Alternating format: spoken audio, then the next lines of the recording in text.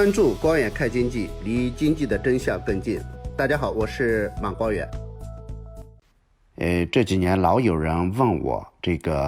下一步你最看好哪个领域啊？下一个10年中国最赚钱的行业是什么？你看一下我现在投什么最好啊？总是问到这样的问题，但是我的答案呢又让他们很失望。我说我不知道啊。如果说我知道这个世界上有一个最好的投资，那大家都去干这个了，就不会干别的。而且从中国很多企业的发展来看，比如说阿里巴巴，比如说腾讯等等，这些企业在起来以前，谁看好他们了？当年腾讯恨不得把自己几十万卖掉，但是走到今天，马化腾自己都不知道。马云当年豪情万丈，当然是，但是能够走到今天，他自己也不知道。包括后来的什么拼多多啊，包括现在的直播带货啊，伟亚、李佳琦啊等等。我想问，谁预测到了他们今天会特别赚钱？这些行业会特别赚钱，是预测不到的啊。那当然，我一直讲说，中国经济在过去40多年啊，我们经常讲风口啊，财富的风口在哪里啊？财富的浪在哪里？那么如果从过去40多年的规律去看的话，是有一些大浪的，是有一些风口的啊。你比如说，这个从过去40年的发展规律去看，那么中国经济至少有6波财富的浪潮。那么第一波，改革开放之初，80年代初那个时候大家这个个体户等等，我记得万元户，现在很多年轻人肯定都不知道了这是第一波，中国最早发财的人，万元户那么第二波财富的浪潮，90年代以后，92小平南巡以后然后下海的一帮人赚了钱了。那么第3波赚钱的人，2001年中国加入世贸组织以后然后这个外贸行业、进出口行业出现了一大批的人，这是这个第3波。那么第4波，1998年以后，房地产行业20年赚钱，对吗？那么第5波，2003年以后，中国互联网企业，互联网兴起了一帮财富的浪潮。那么第6波其实2005年以后，中国金融改革推动的金融创富浪潮。那么除了这6波大的财富浪潮，我们如果再来看的话，比如说往后看，我们发现大浪越来越少所以我有一个观点，就是像过去那种一波一波的大浪每10年总有一个行业非常明显的是最赚钱的行业，这个阶段过去了。那么现在在中国非常赚钱的领域，当然如果我们简单的去看的话，比如说在零售行业有很多赚钱的领域，对吗？那么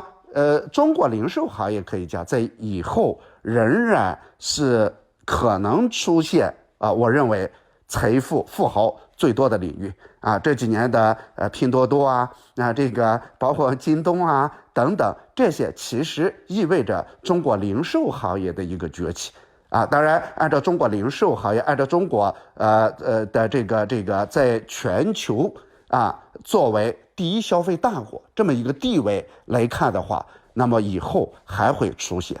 但是我们如果去发现的话，你会发现财富的浪潮越来越不清晰比如说大家问，那么后浪在哪里现在比如说就是大家问到的说，下一个10年你最看好什么赚钱的我告诉大家的真相是谁也不知道，谁也不知道。比如说现在半导体行业很热，但是我想告诉大家，半导体行业不一定就能够出现赚钱的企业，不一定出现富豪为什么？因为这个行业是需要第一个是这个行业跨度非常大从原材料到设计到制造到设备等等，其实很复杂的以后有一期我可能专门给大家讲一下半导体这个行业是怎么回事啊，有人说下一步是什么什么最赚钱，那么其实是经济学家也好，专家也好，在过去多年就从来没有预测到真正赚钱的会是谁。比如说谁预测到马云现在这么赚钱，谁预测到刘强东了，对吗？谁预测到拼多多了，谁预测到抖音了？现在在中国最赚钱的很多兴起的行业都是专家没有预测到的，也就是说是不可预测的。那么第二点，就中国经济在过去几十年高速发展的过程中，那么出现一波一波的风口，出现一波一波的财富是可以理解的因为这个中国在工业化的过程中随着从工业社会向信息社会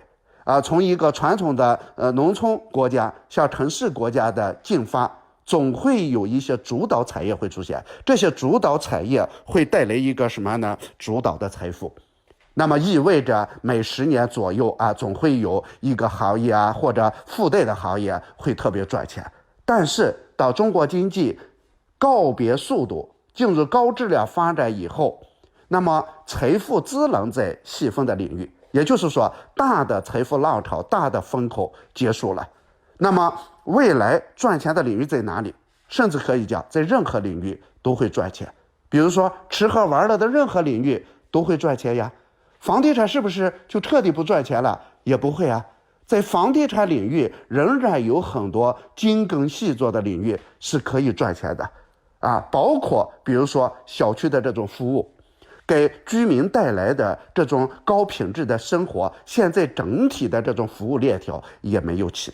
来所以我讲未来可能出现的财富链条就是一个行业家你比如说零售怎么玩，对吗？